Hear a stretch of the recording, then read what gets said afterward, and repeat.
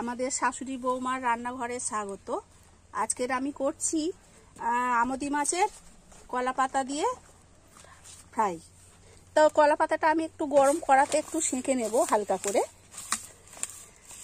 সেঁকে নিয়ে আমি এটা মশলা মাখিয়ে এর মধ্যে দেব।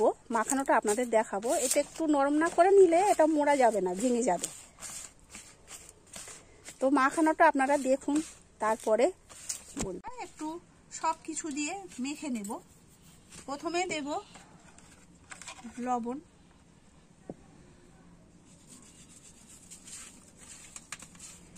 তারপরে দেব একে একে সব মশলা।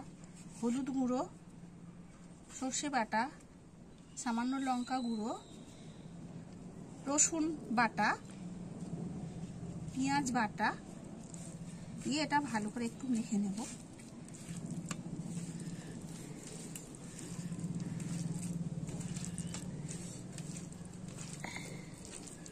তারপরে দেব ধনেপাতা কুচি,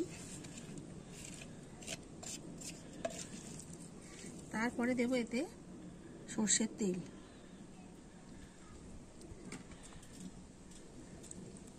দিয়ে এটা ভালো করে মেখে নেব।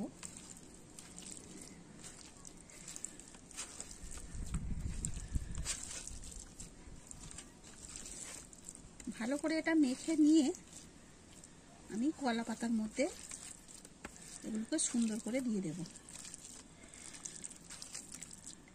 দিয়ে সেঁকে রেখেছিলাম, তার মধ্যে আমি সব মাছগুলো দিয়ে দেব।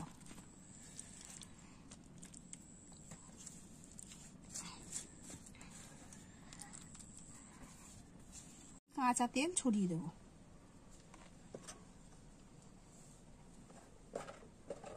কটা কাঁচা লঙ্কা আমি দিয়ে দেব উপরে, দিয়ে এটাকে আমি এবার এইভাবে আমি এটাকে সুন্দর করে মুড়ে নেব।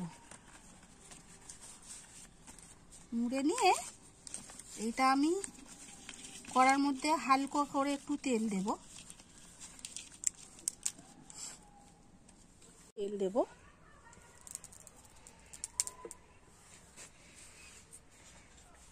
এটা হালকা আঁচে ভালো করে ভাজতে হবে, না হলে পুড়ে গেলে মাছটা কাঁচাই থেকে যাবে, অতটা ভালো হবে না। তো এইভাবে আমি পাতাটা কড়ার মধ্যে দিয়ে দেব। দিয়ে এটা আস্তে আস্তে এরকম হবে। খানিকক্ষণ হওয়ার পর তারপর আমি উল্টিয়ে দেব। এরকম 5 থেকে 10 মিনিট মতো এটা করতে হবে। এবার এক পিঠ এটা ভাজা হয়ে গেছে, এবার আমি আরেকটু এই পাশে উল্টে দিলাম। এরকম করে 5 থেকে 10 মিনিট মতো একটু উল্টো পাল্টে দিতে হবে, দিলে এটা ফ্রাই হয়ে যাবে।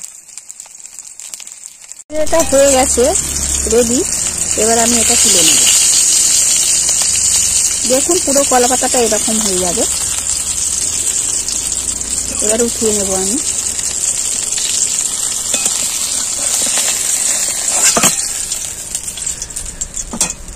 সেটা রেডি।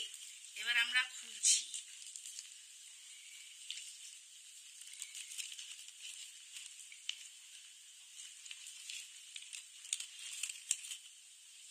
দেখুন কত সুন্দর হয়েছে, খেতেও নিশ্চয়ই দারুণ হবে। তো আপনারা বাড়িতে করুন, ট্রাই করুন, খেয়ে দেখুন কেমন লাগে। রেসিপিটি ভালো লাগলে আপনারা লাইক, কমেন্ট, সাবস্ক্রাইব করবেন এবং রান্নাটি কেমন হয়েছে কমেন্ট করে জানাবেন।